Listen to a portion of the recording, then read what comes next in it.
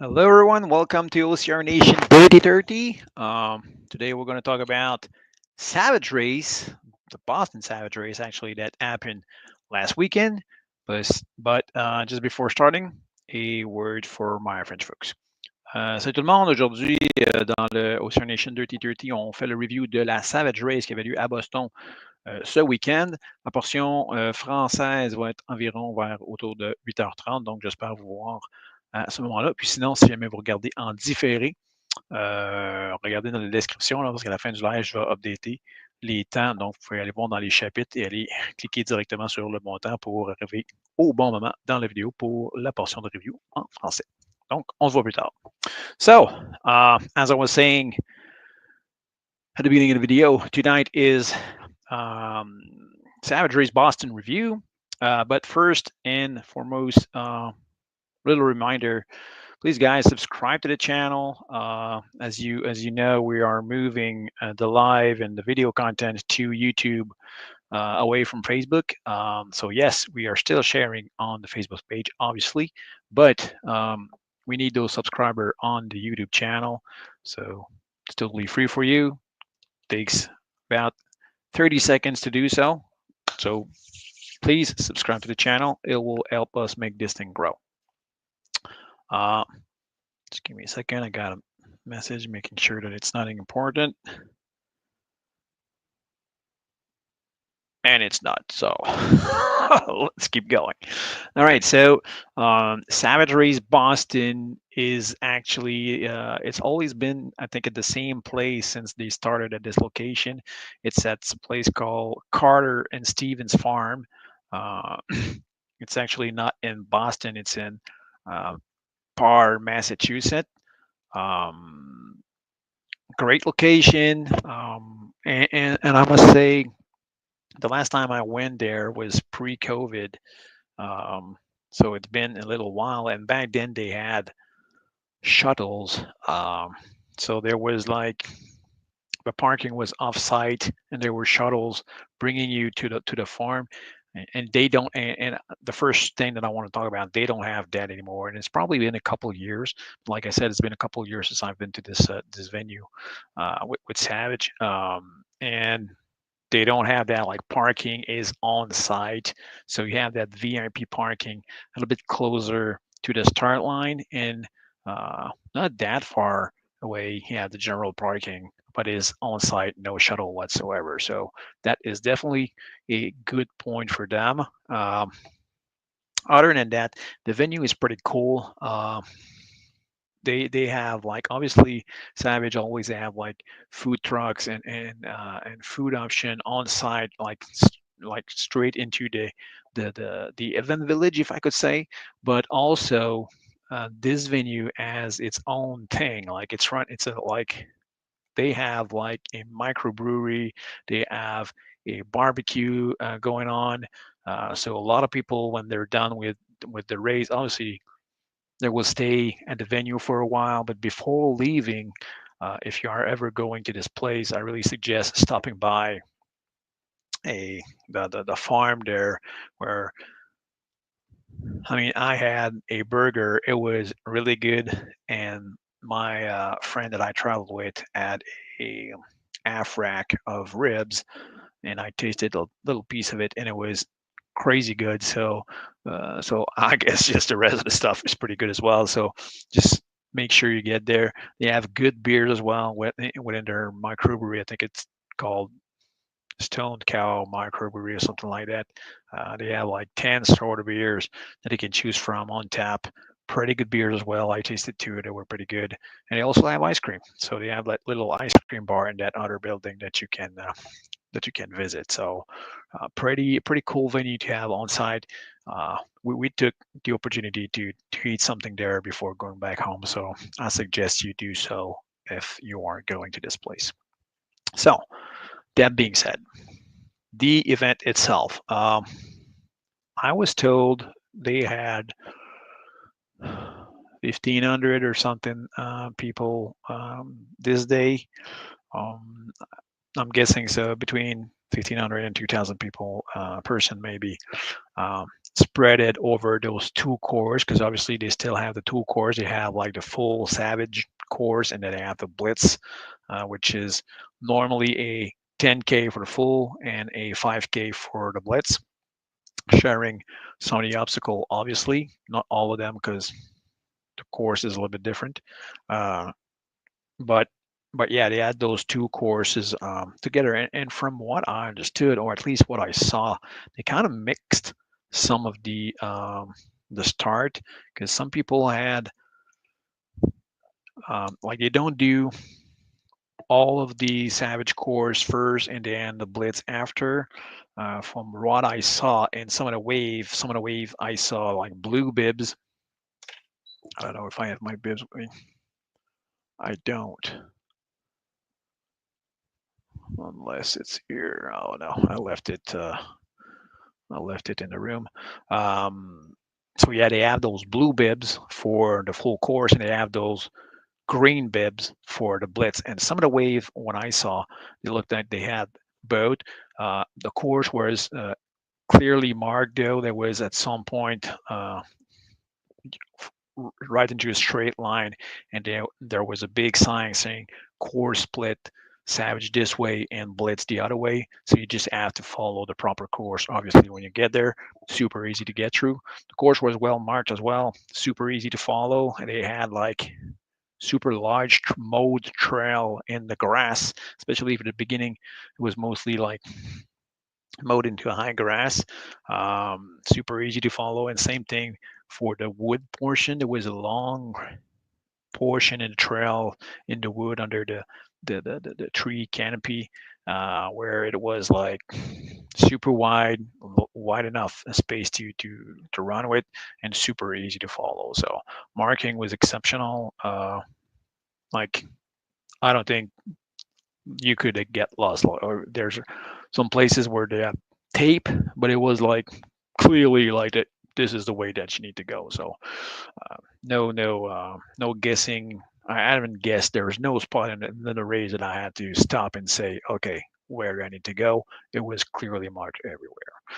Um, the one thing now that they're doing this year, it's my first event at Savage this year.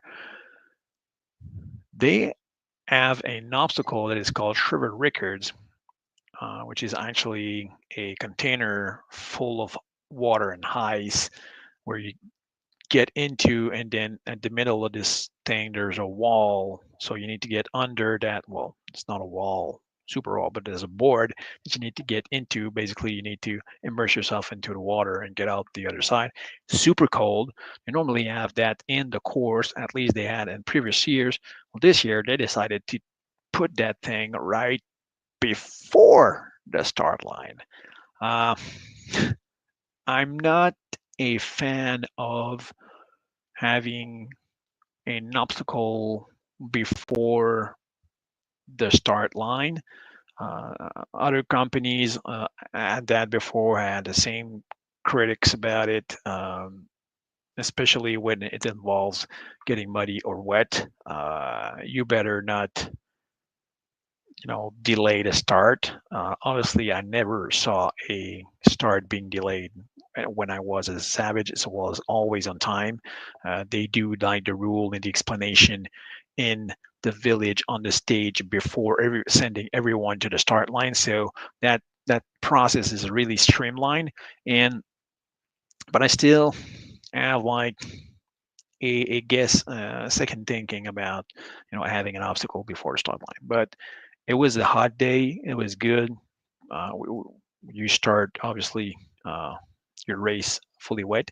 Um, it might be. It will probably be less fun in November, or and if it's a cold day to get dipped in the ice right before the starts. I mean, the middle of the course when you're running, you're hot, and when you get out of those water obstacles, you keep running again, and you generate that heat. Before the start line, you might not be that hot. Obviously, you will start and you will get out pretty fast. So there wasn't an issue like for this event, but let's say on a really cold day with a windy day, for example, before the start line, you're all wet and cold. I don't know. I have like it or hate it kind of thing with obstacles before the start line. But still, they from what they did now, everyone went to the highest bat, and then there was a little pump up by the MC at the start line, and we were sent off to the course pretty quick. So it was a matter of maybe 2 or 3 minutes. There was like 115 or 100 men, I think, on the start pro line. Um, at 8 a.m. in the morning on Saturday. So like 100 people that are going through the highest bat. It doesn't take that long, so we were sent off to the course pretty fast. The first portion of the course was really a running portion. There was like a long running portion in order to obviously spread the wave. The first obstacles were, I didn't look at the time, like the distance when I got there, but it was obstacles that you were able to go through super quickly. They had like little hurdles that you had to go over, and then I think the next one was the A-frame cargo net, where was basically the start line, because the start line we were going under the cargo net, and then we were coming back and going over. And I really like when organization does that kind of thing where the cross the race crosses at some point, a back cross, and they use those A-frame cargo nets. So you got people going under, with people going over, people cheering through everyone, and especially at this place, it was the start line. So all of those that were waiting for their start were cheering on everyone that were on the athletes that were going over that A-frame cargo. Um, and then after the cargo, there was a bit of running again, obviously, in that mowed grass,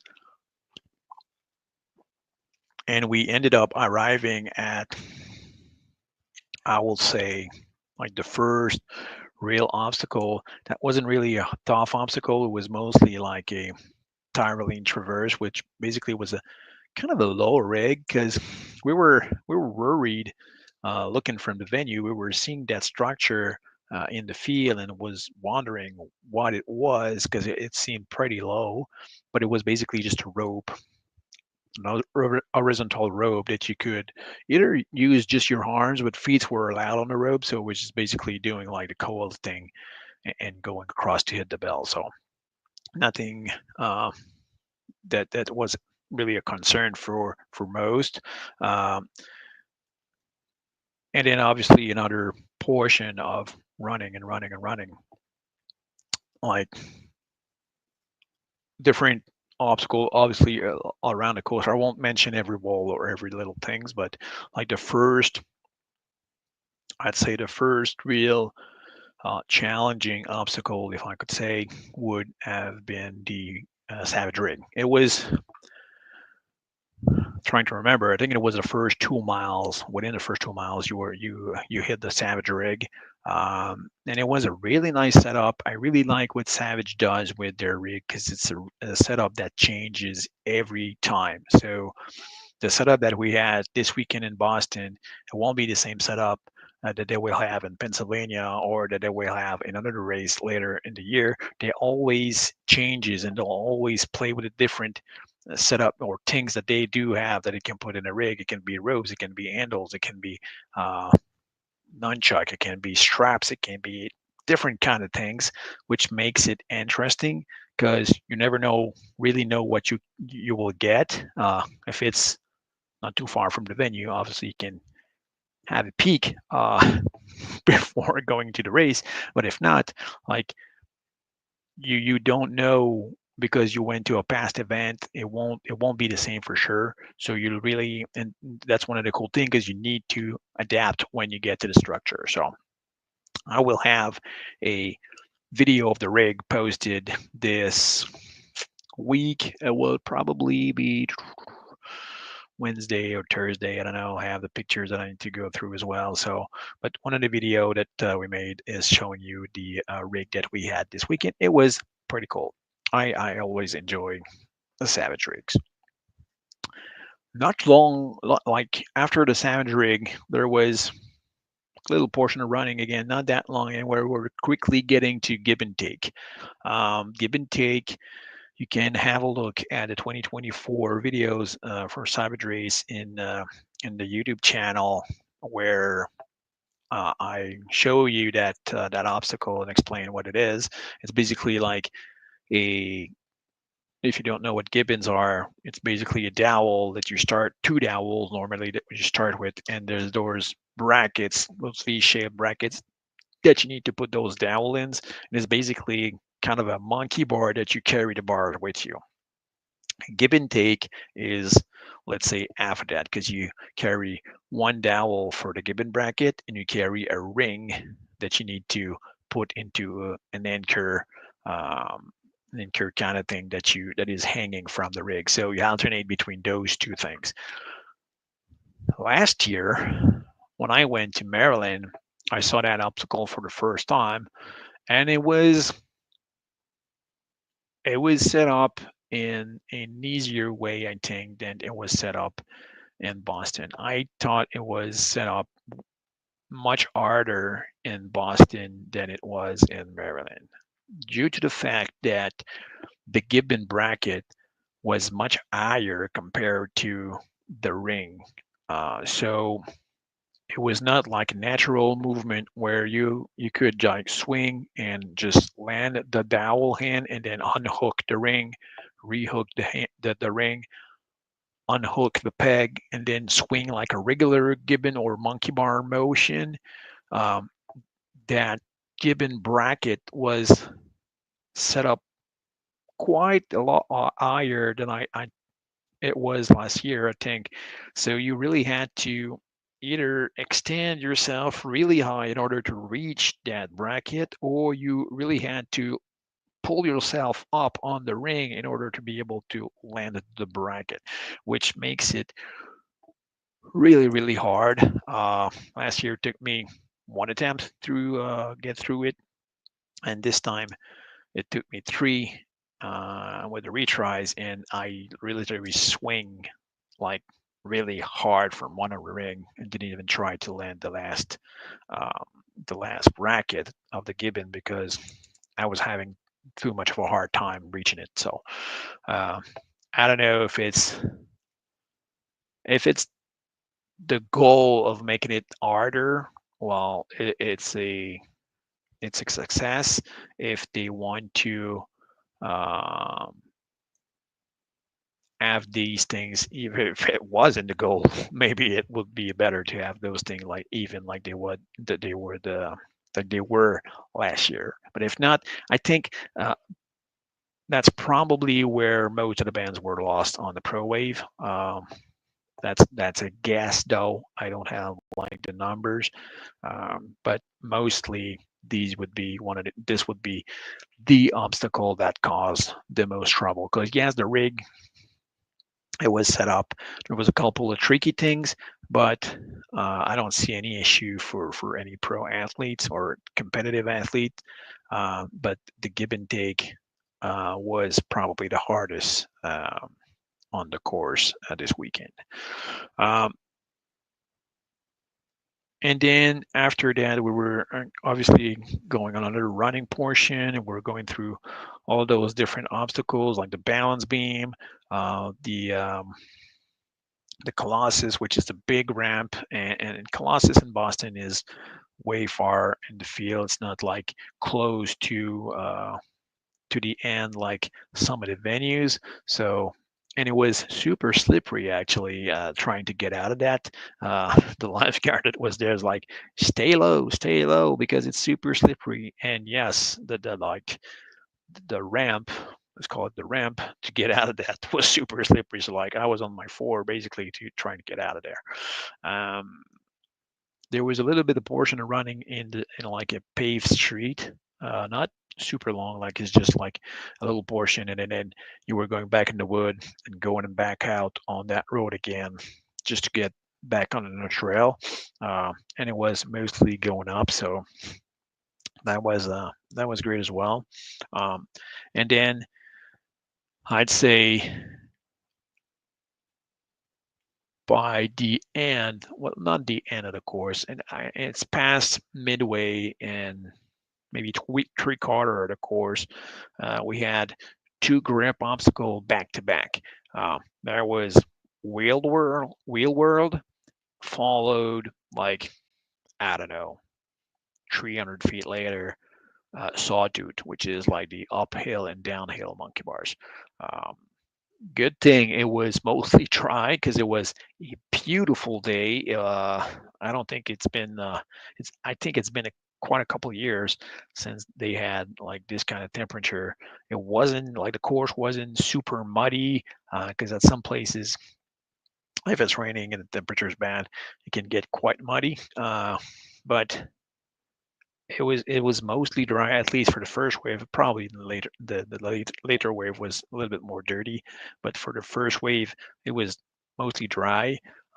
So obviously those obstacles were nice and dry, so making it a little bit easier. But those two things back to back, if it would have rained, would have been a different story because the paint on those bars super slick.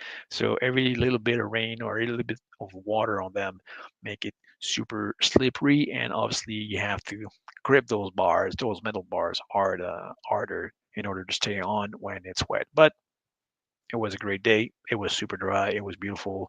So still quite challenging though, two obstacle back to back, and we have reshot a video as part of the obstacle presentation video.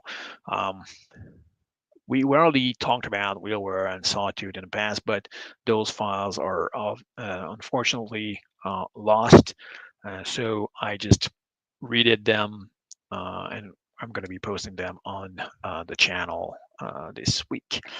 Um, and we're giving you some tips as well on how to do these. So wheel there's a way to do that if you don't want to struggle. And same thing for sawtooth. There's technique that you can use to make your life easier on it.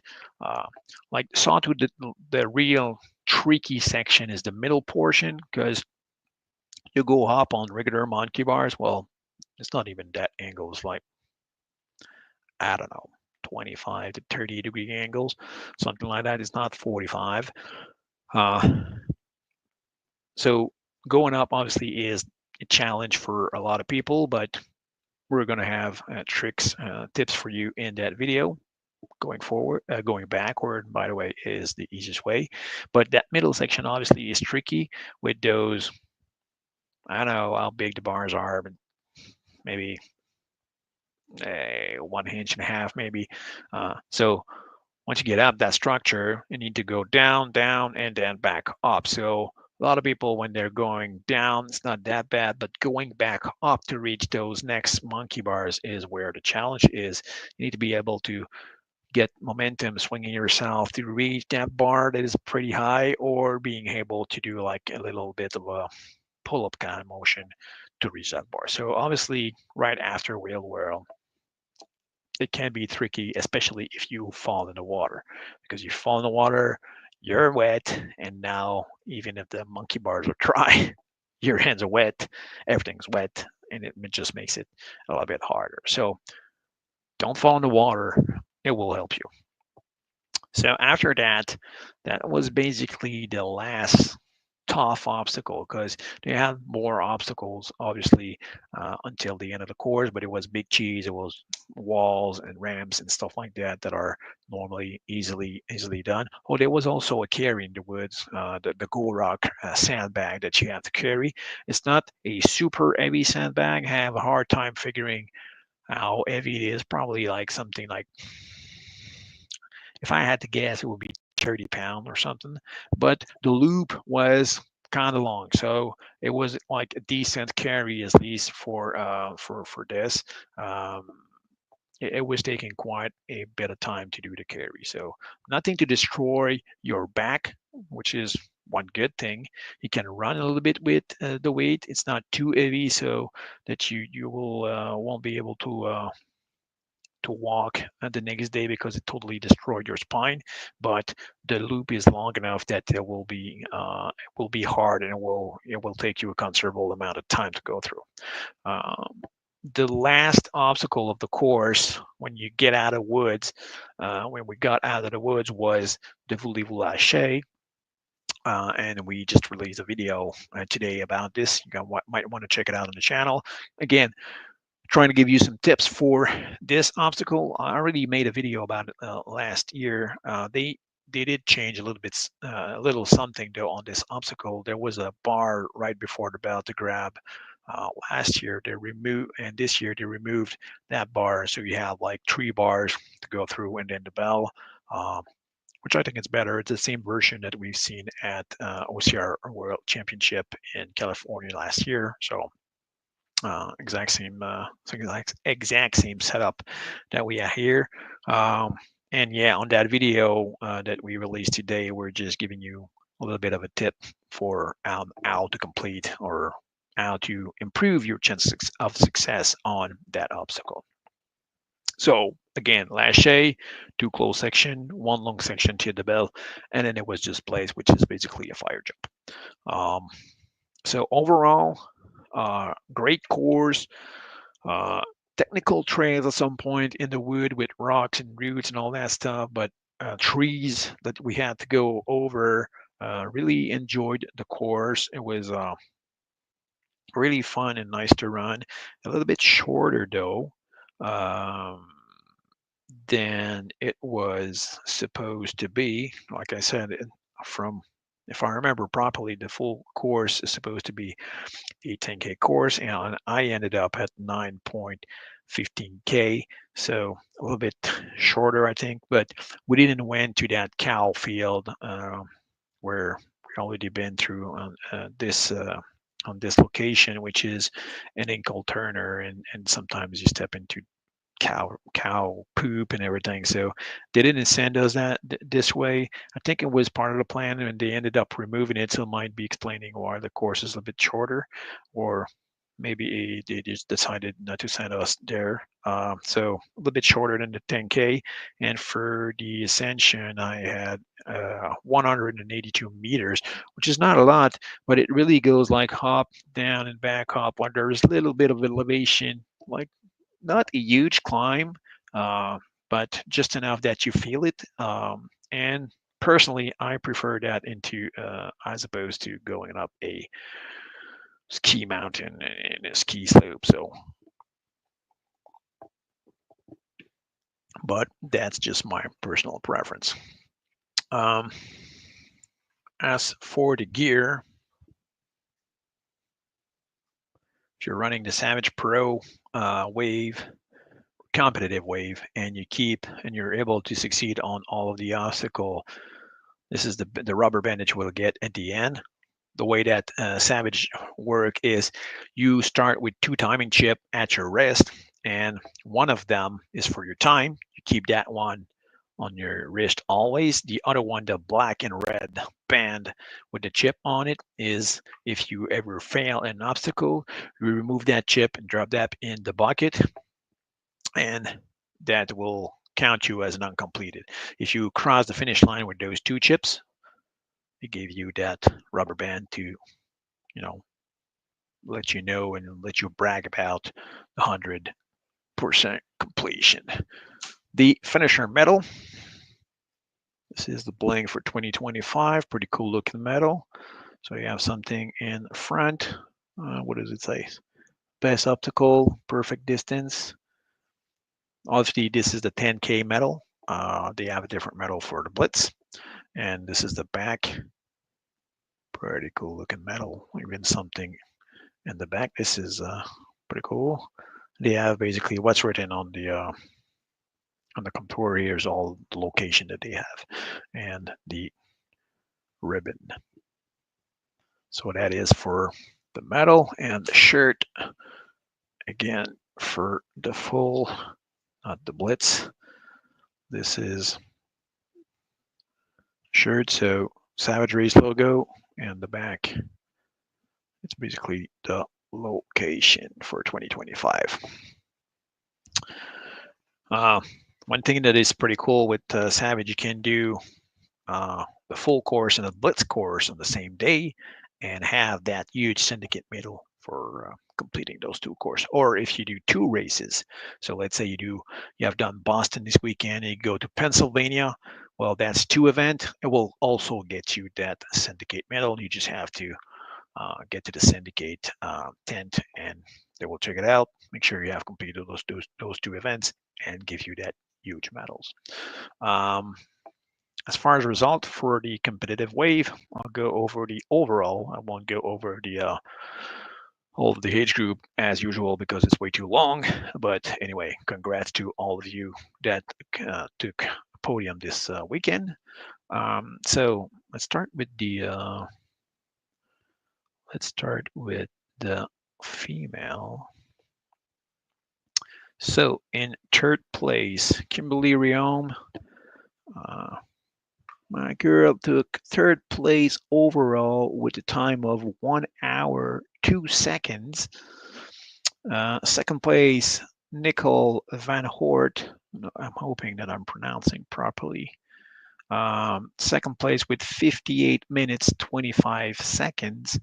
And right in front, only 10 seconds in front at 58:15, Kelly Sullivan took first place overall for women.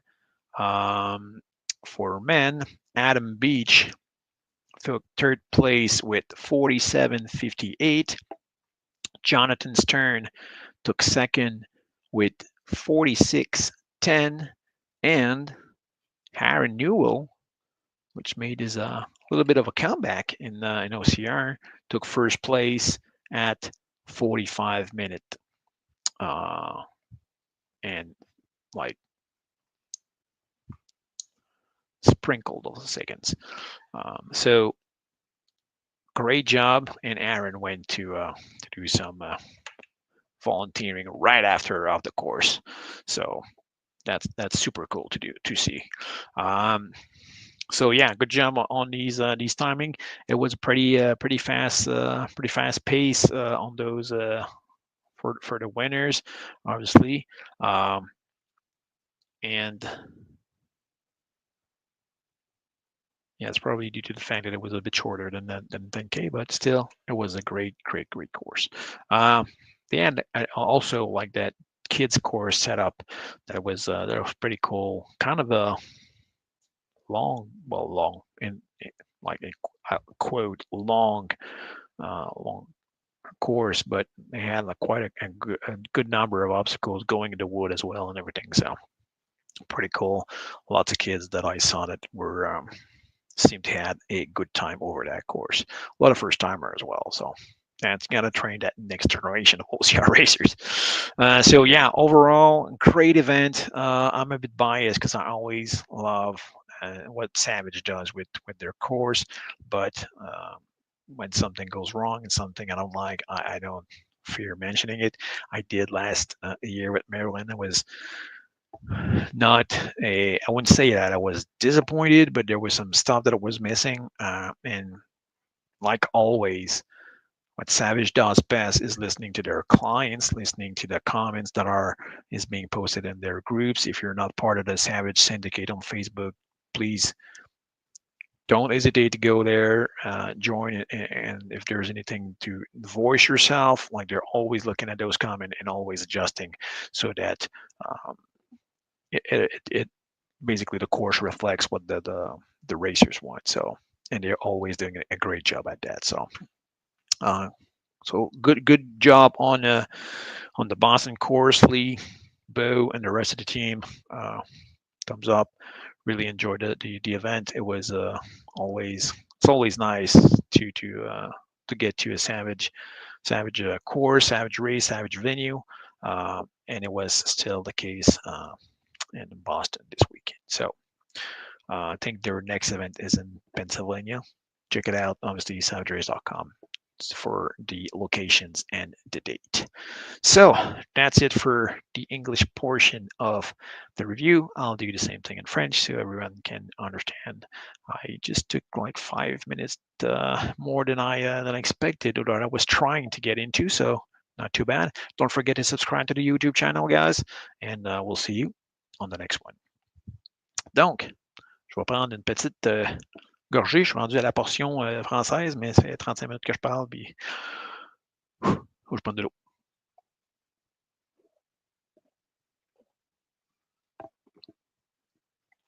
Ça fait du bien.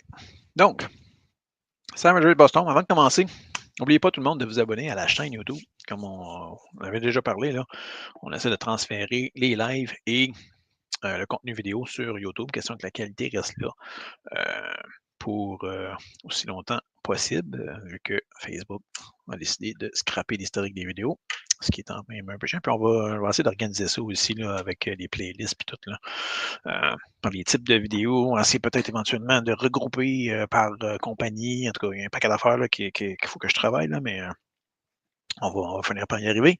Donc, si vous pouvez vous abonner, ça va nous aider grandement dans cette transition-là. On va peut-être finir par avoir soutirer des revenus de YouTube. Ce serait quand même assez intéressant. Ça avec du Boston, qui n'est pas vraiment à Boston, qui est à Barre, au Massachusetts, sur la propriété de Carter and Stevens Farm, qui est une super location, en fait. J'étais déjà allé faire des courses là, mais je n'avais jamais pris le temps de rester. Je veux dire, l'événement terminait, puis je partais. Mais je vous conseille, si jamais vous allez à cette place-là, parce que oui, bon, Savage, par exemple, ils ont toujours dans le village des food trucks, des options pour que vous puissiez avoir la nourriture, différents trucs sur le village même, ce qui est toujours intéressant parce qu'on n'a pas besoin de quitter le village.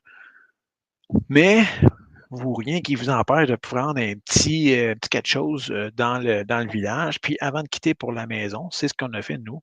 J'ai voyagé avec mon ami Xavier et avant de partir pour la maison, ben, on était arrêté à la ferme. Juste avant de. C'est vraiment sur le même site, là, je veux dire, avant de sortir, dans le fond, dans la rue, on arrive là. Puis, c'est littéralement, là, ils ont une microbrasserie, ils ont un restaurant style barbecue, un gros barbecue, là, ils font plein d'affaires. Ils ont même une bâtisse où est-ce qu'ils ont leur bar laitier. La microbrasserie, je pense qu'il y a une dizaine de bières là, sur les tapes. J'en ai goûté 2, était très bonne. Barbecue, moi j'ai mangé un gros burger, il était super bon.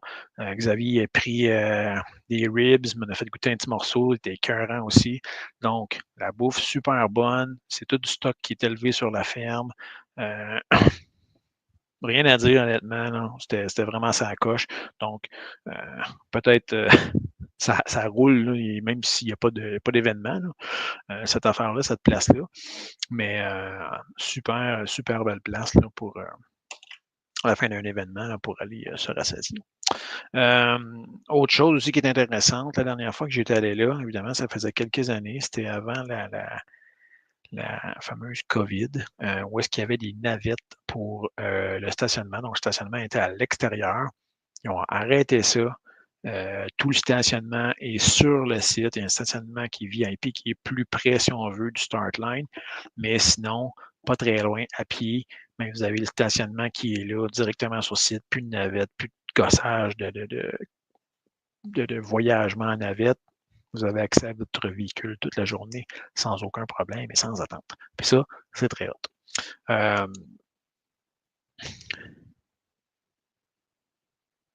Autre chose, oui, c'est ça.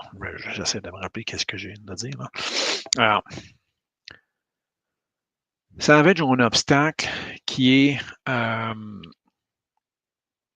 qui s'appelle Shrivel Records, qui est un bac à glace, si on veut, qui est normalement sur le parcours. Et là, pour cette année, ils ont décidé de planter cet obstacle-là directement avant le start line. Tu n'as pas le choix de passer dedans. Là, je veux dire, si tu veux rentrer au start line, il faut que tu passes là. Personnellement, je ne suis pas un fan des obstacles avant le start line, spécialement c'est les obstacles où est-ce qu'ils te font que tu en ressors mouillé ou plein de boîtes. Là, c'était pas trop pire. Là, c'était une journée chaude. Donc, ça fait quand même, entre guillemets, du bien. C'est très froid. Là. Ça veut dire que c'est un bac plein d'eau puis avec de la glace. Là. Fait que puis il faut que tu t'immerges parce qu'il y a un mur en dessous duquel tu dois passer. Donc, pas nécessairement fan de ces trucs-là. Tu pars ta course, tu tout trempe, ça m'écoeure un peu. Mais, puis bon, c'est ça, il faisait quand même chaud. Ça risque d'être le moins le fun là, si c'est une journée que c'est froid, puis qu'il vente, puis tout, là, que là, tu niaises sur le start line avant que ça commence, puis que tu es tout trempe. Par contre, ce que je dois dire, c'est Savage font les choses quand même de la bonne façon. Le speech, l'explication des règles et tout est fait à l'intérieur du village, sur le stage. Puis ensuite de ça, on envoie tous les athlètes au start line. Fait que c'est pratiquement le temps que le monde passe dans le bac à glace. Puis il y avait environ, en fait, pas environ, je pense qu'il y avait 101 personnes chez les gars du moins, parce que la vague de filles était après, mais la vague des gars compétitifs était, il y avait 101 personnes, fait que c'est le temps, dans le fond, que les 100 personnes passent dans le bac à glace, en ressortent, ce qui n'est pas très, très long. Tu niaises pas dans le bac à glace, là. Malgré qu'il y en a dans la journée qui sont tournés parce qu'il faisait chaud, là, mais ça, c'est une autre histoire. Mais au start line, dès que tu rentres, tu sors. Puis le départ a donné quand même assez rapidement. Là. Il y a un peu d'énergie qui est mise par le MC, puis on lance la course assez rapidement. Donc, la course en tant que telle, le parcours était quand même assez intéressant. Des super belles trails. En fait, le chemin là, qui était à suivre, c'était hyper bien balisé. C'était impossible que tu te perdes. J'ai vu qu'ils partaient des vagues parce qu'ils ont deux distances. Là. Ils ont le 10 km Savage là, qui avait les bibs bleus. Puis il y a le Blitz qui est le 5 kg dans le fond avec les bibs verts. Puis j'ai vu les vagues là, que c'était mix. C'était comme ils n'ont pas starté, mettons, toutes les foules en début de journée, puis les blitz par après. On dirait qu'il y avait des vagues qui étaient mixées.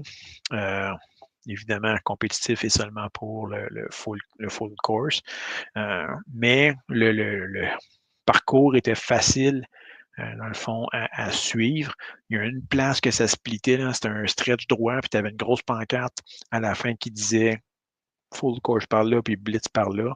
Fait que tu fais juste suivre, dépendamment où est-ce que ce que tu faisais. Facile à suivre, puis facile. Tu ne pouvais pas te perdre. Là. Il y avait surtout la première section, là, c'était dans le champ, dans le chemin dans le champ, puis c'est comme si on avait passé à la tondeuse, puis qu'à côté, il y avait 3 pieds d'herbe. Là, fait que le chemin était facile à suivre. Même chose dans le bois, c'était des sentiers comme très, très, très larges là, qu'on pouvait suivre. Là, fait que ça allait super bien. Le début de la course c'était une longue section de course. Question de spreader, si on veut, le paquet de monde qui sortait en même temps. Puis les premiers obstacles, c'est des obstacles qui étaient relativement faciles. C'était comme des petits hurdles, là, des espèces de rondins de bois qu'il fallait passer par-dessus. Puis ensuite de ça, il y avait le A-frame cargo qui recroisait au start line. Puis ça, c'est une chose que j'aime beaucoup quand les courses. Désolé, je suis fatigué, je vais commencer à bailler. C'est pas drôle, mon affaire. J'aime beaucoup quand les courses, dans le fond, utilisent le A-frame cargo pour croiser le chemin. On en parlait la semaine passée avec Mathieu, là, avec la DEDEN, qui n'ont pas fait ça, mais qu'on pense qu'il pourrait être intéressant, une chose de faire, là, de laisser passer les spectateurs en dessous du cargo. Dans ce cas-là, c'était pas nécessairement de laisser passer les spectateurs, mais c'était de laisser passer, c'était le parcours, dans le fond, qui startait là, puis le parcours revenait passer par-dessus, dans le fond, cet endroit-là. Donc, tu as comme un peu d'interaction, tu as le monde qui attend pour le start, qui voit du monde passer, ça génère un peu d'énergie, donc quand même assez intéressant. Puis après le A-frame, il y avait une petite section de course. Là. On arrivait à un premier obstacle qui était, on pensait à partir du village qui était un low rig, mais c'était pas un low rig, c'était juste une structure de métal qui était très basse. Puis à cette structure de métal-là, il y avait une corde à l'horizontale qui est dans le fond une espèce de traverse à la tyrolienne. Non? Tu te couches sur le dos, tu utilises tes pieds, tes jambes pour traverser.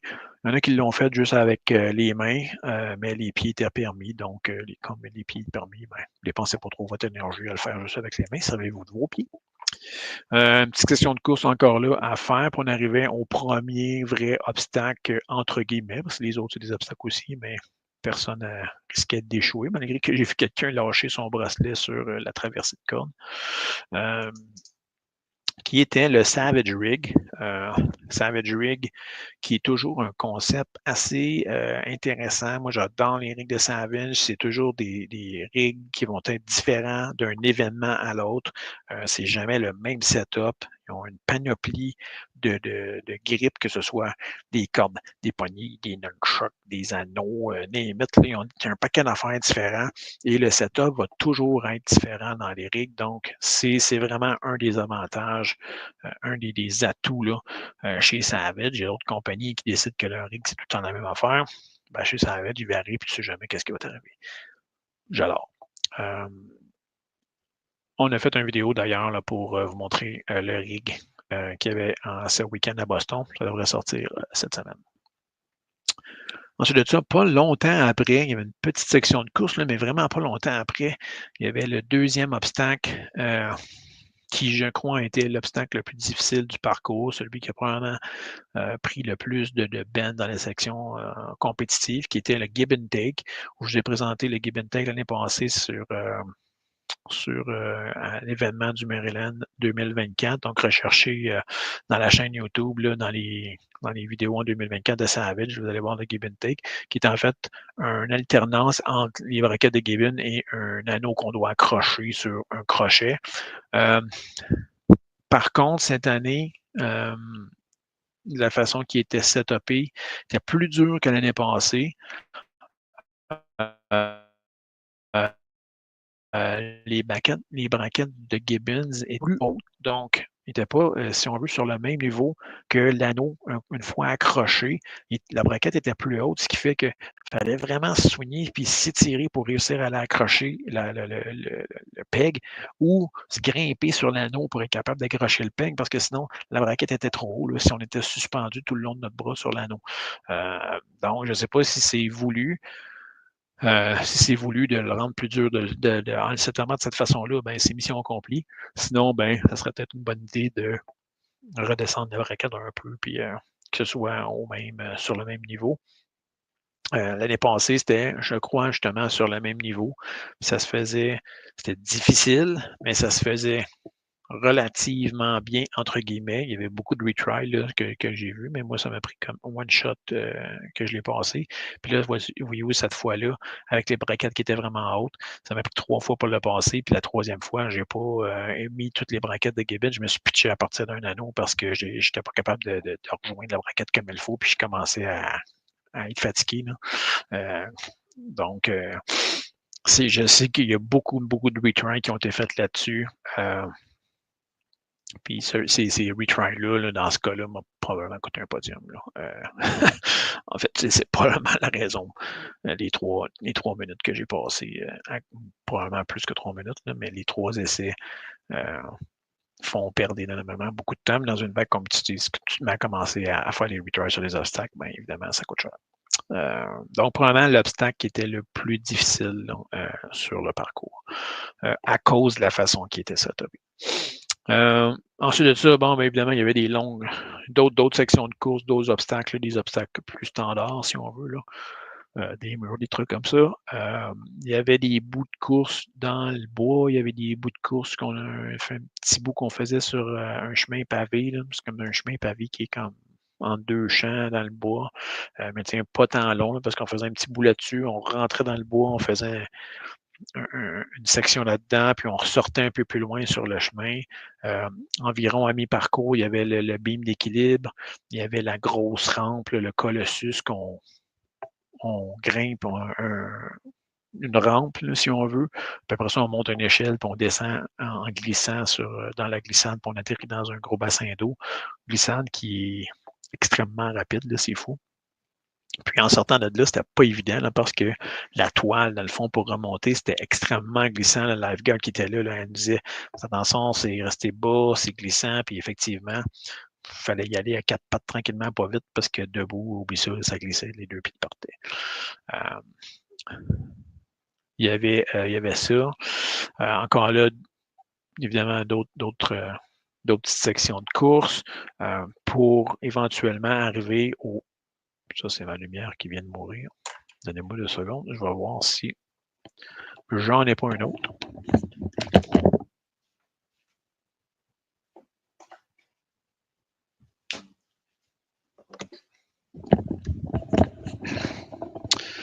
Ça arrive quand on est live. Les batteries des lumières qui meurent. Et la lumière fut. Heureusement, j'avais une batterie déchargée. Où est-ce que je t'ai rendu par contre? Oui, on arrivait un peu plus loin là, sur 2 obstacles back-à-back, littéralement là, à environ 200-300 pieds l'un de l'autre. Le premier étant Wheeled World, l'obstacle signature, un des obstacles signatures de Savage, là, les 5 roues qui tournent. Puis, tout de suite après, le Sawtooth qui est les monkey bars qui montent et qui descendent. Où est-ce que la section la plus tricky, si on veut, oui, la montée, là, ça cause des problèmes à plusieurs personnes, là, si, qui est peut-être si vous ne savez pas trop comment faire des monkey bars en montant, mais la section du milieu là, qui descend et qui remonte avec des poteaux un peu plus gros, souvent ça a causé beaucoup de surprises, là, surtout pour la remontée. Il fallait se donner une bonne swing ou être en mesure de se relever là, pour aller chercher le barreau. Puis comme c'est 2 obstacles qui demandent du haut de corps, bien évidemment, il y a la distance qui est très, très, très courte entre les deux, bien, ça peut rajouter un niveau de challenge, un niveau de difficulté. Heureusement, il faisait beau, il faisait chaud, les barreaux étaient secs. Ça aurait été moins drôle s'il y avait bouilli avec les barreaux tout trempes. Ça aurait rajouté évidemment un niveau de complexité parce que là, vous devez d'être plus prudent et de serrer un peu plus les barreaux pour être sûr de ne pas tomber. Puis si vous manquez, ben, le premier obstacle, vous tombez dans l'eau, puis là, vous êtes tout trempe, ben, vous arrivez au deuxième, vous êtes tout mouillé aussi, ça ne facilite pas la chose. Donc, quand même, un placement qui est voulu pour rendre la chose difficile, mais comme je disais, vu que c'était quand même une belle journée, ça se faisait quand même assez bien. C'est aussi 2 vidéos qu'on a fait là, qui vont être publiées cette semaine. On donne quelques petits trucs également dans ces vidéos-là pour bien réussir ces obstacles-là. Par la suite, là, il y avait des sections dans le bois avec plusieurs obstacles qui nous amenaient à la ligne d'arrivée, là, mais des obstacles plus standards, là. Le Big Cheese, les murs, les rampes, des trucs comme ça. Puis on arrivait vers la fin du parcours, pas loin de la ligne d'arrivée, avec le voulez-vous lâcher. Voulez-vous lâcher là, que j'ai la vidéo que j'ai mis en ligne aujourd'hui sur la chaîne. C'est pas un nouvel obstacle parce qu'ils l'avaient l'année passée. En fait, ils l'ont introduit l'année passée.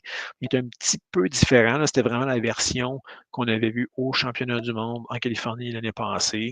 Donc, pas de barre avant la cloche. C'est vraiment 2 sections. Puis ensuite, on swing pour la cloche.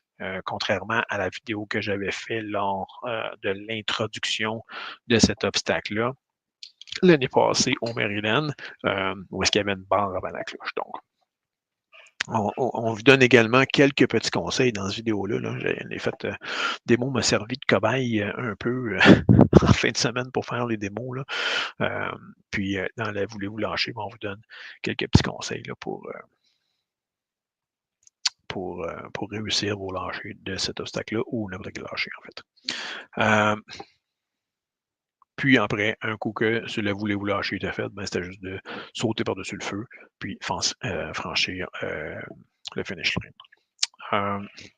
Les trucs, le bling-bling, ça arrive de la façon que ça fonctionne. On vous donne toujours au niveau compétitif, là, pas au niveau open. Au niveau open, vous partez avec votre timing chip et c'est tout. Mais au niveau compétitif, vu que c'est 100% complété pour être éligible au podium, vous partez avec 2 chips.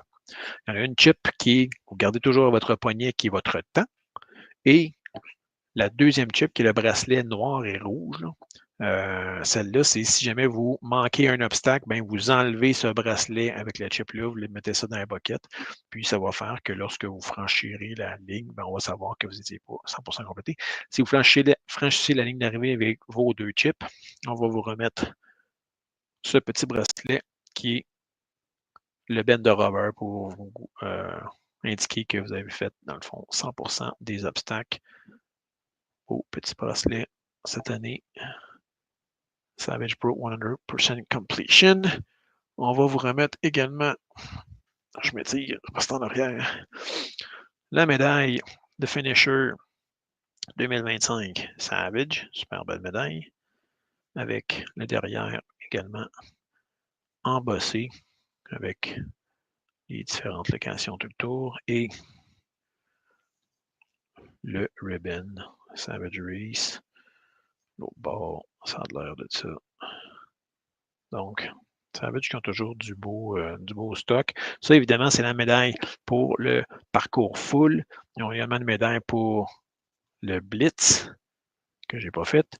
Mais si vous faites le full course puis le Blitz dans la même journée, bien, ils vous donnent en plus la grosse médaille Syndicate.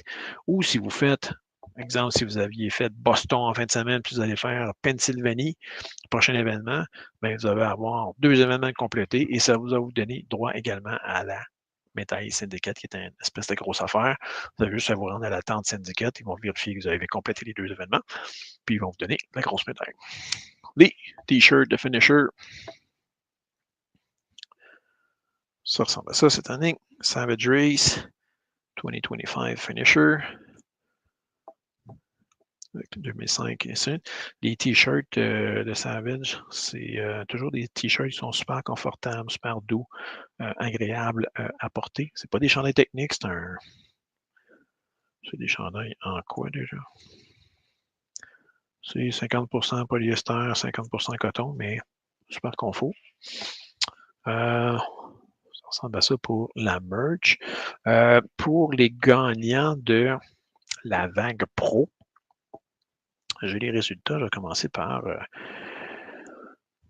les dames, si je les retrouve. Oui, ici. En troisième position, on avait Kimberly Grion avec 1 heure, 1 minute. Non, même pas. 1 heure, 2 secondes. Pardon. En deuxième position, Nicole Van Hoort à 58 minutes 25 secondes. Et en première position, Kelly Sullivan avec seulement 10 secondes d'avance à 58,15.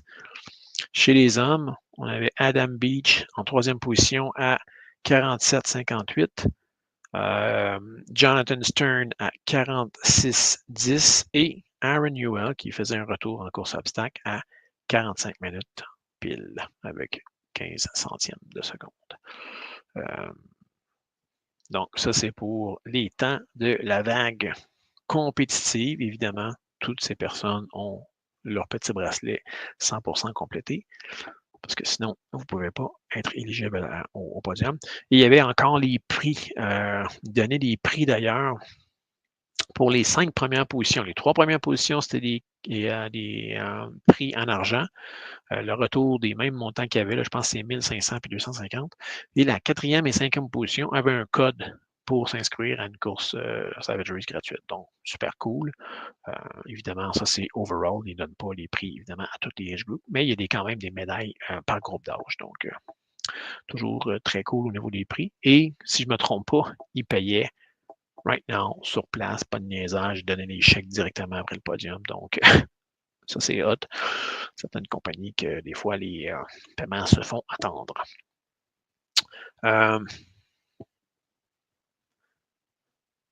Sinon, ça ressemble pas mal à ça. C'était un super beau parcours, un peu plus court par contre. Comme je disais tantôt en anglais, le parcours qui est supposé normalement être de 10 kg. C'était un parcours cette fois-ci de 9,15 kg que j'ai eu sur ma montre avec un 182 mètres de dénivelé. C'est dans un champ, mais il y a quand même du dénivelé. C'est pas, on grimpe pas une pente de ski, là. Mais c'est vallonneux, là, ça monte, ça descend, ça remonte encore, ça descend, toujours un peu en pente là, quand on court. On finit par le sentir quand même dans les jambes. Fait que oui, il y a quand même pas mal de dénivelé pour un champ. Ça paraît pas, là, mais petites côtes finissent par s'accumuler. Personnellement, j'aime mieux ça que de courir dans des pentes de ski où est-ce que ça prend 45 minutes de monter en côte puis qu'il n'y a rien à faire dans la côte, là. Parcours que je trouve quand même plus intéressant. C'était quand même technique dans certaines sections, beaucoup de roches, beaucoup de racines, des arbres par-dessus lesquels il fallait passer. Mais comme il n'y avait pas eu de pluie dans les derniers jours, je pense que c'est la fois où est-ce que le parcours a été le plus sec, le plus propre, sans trop de boîtes qui ont eu à cet endroit-là. Donc, pour ça, c'était quand même cool parce qu'il y a déjà eu des sections de boîtes où est-ce qu'on calait jusqu'au genou dans cette place-là. Là. Fait que,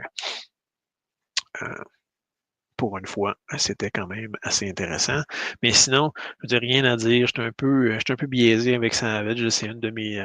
J'ai toujours dit, c'est une de mes courses préférées. Ils font toujours ça de la bonne façon. Ils sont à l'écoute de leurs clients. J'ai été un peu critique l'année passée avec le Maryland là, parce que justement, je pensais que c'était pas c'était pas à la hauteur de mes attentes ou à la hauteur des parcours habituels de Savage. Puis, je n'étais pas le seul d'avoir critiqué les choses aussi, mais ils ont écouté, dans le fond, leurs clients, puis ils sont revenus à avec leur truc voyons, à leur essence, à leur nature, avec des parcours, avec des obstacles qui vont challenger un peu. Donc, toujours des parcours intéressants. Il n'y a personne que je connais qui va une savage pour la première fois qui dit ah, c'est plate, je ne retourne plus. C'est toujours ah oui, c'était cool, je vais revenir. Fait c'était le cas pour Xavier, avec qui j'ai voyagé ce week-end, que vous allez voir sur les démos que je vais publier cette semaine, et dont la première est déjà publiée avec le Voulez-vous lâcher. Donc, ça ressemble à ça. Bel événement, comme toujours. La Savage, j'ai toujours de l'animation aussi. Là. Après la course, il y avait un concours là, de flip de tire, là, que tu pouvais gagner quelque chose. Là. Je pense qu'il y a un gars qui. Je ne sais pas c'était quoi la limite. Là. Je pense que ça devait être 1 minute. Là. Le gars, il a flippé 17 fois le tire. Puis c'est pas un tire de char, c'était un gros tire pesant. Là. Puis j'ai pas pogné du début, fait que je suis pas sûr si c'est les limites de temps, c'est 60 secondes, là, mais ça aurait du bon sens. Là. Flipper le pneu 17 fois. Mais c'est ça, il y a toujours des affaires, soit des concours de push-up, là, c'était des concours de flippage de pneus. Puis ça met de l'ambiance, évidemment, sur le site. Ils donnent une bière également. Gratuite, donc, puis là, en plus, c'était la bière de microbrasserie qui était là, donc, quand même assez cool. Donc, Savage Race, leur prochain événement, c'est Pennsylvanie, je ne me trompe pas, mais allez sur savagerace.com pour les dates et les locations. Comme ça, je ne dirai pas n'importe quoi. Puis, vous allez avoir la bonne information. C'est ce qui fait le tour pour le review de ce soir. Pour une fois, j'ai réussi à rentrer ça à peu près dans les temps prévus. Environ une demi-heure en anglais, puis environ une demi-heure en français. Prochaine course de mon côté, ça risque d'être la Super Dad, qui est un événement qui va se passer au 45e degré nord à Saint-Calix. Événement très familial. Si je ne me trompe pas, c'est un 3 km. Je ne veux pas dire n'importe quoi, mais c'est dans ces eaux-là. Du moins, la dernière fois que je l'ai fait, c'était ça. On va faire ça avec mon petit gars. C'est vraiment plus une course, comme je disais, familiale, fun run, pas de compétition, de quoi que ce soit, mais très populaire. Beaucoup de monde dans ces événements-là. Je vous le recommande, si jamais vous avez une petite famille, vous voulez introduire des gens à la course à obstacles avec la petite famille, les enfants, ça peut toujours être super cool. Normalement, il y a bien de la mousse, bien de la boîte. C'est normalement souvent le genre de course là, qu'on va commencer à voir qu'est-ce que ça va donner. Mais évidemment, c'est pas là, vous n'allez pas là pour faire une compétition, c'est vraiment une fun run. Bref, sur ce, c'est ce qui fait le tour pour l'édition de Dirty Dirty de ce soir. N'oubliez pas de vous abonner à la chaîne, comme je l'ai dit en entrée de jeu. Vous allez avoir plein d'occasions pour vous abonner. Je vais poster plein de vidéos cette semaine pour 3 ou 4 vidéos qui me restent à poster pour Savage. Donc, vous aurez juste à faire le petit piton subscribe en bas. Ça ne vous coûte rien. Ça prend 2 secondes. Ça nous fait plaisir. Peut-être qu'éventuellement, on va réussir à siphonner YouTube un peu. Donc, sur ce, je vous dis à la prochaine. On se revoit dans une prochaine course. Salut, gang!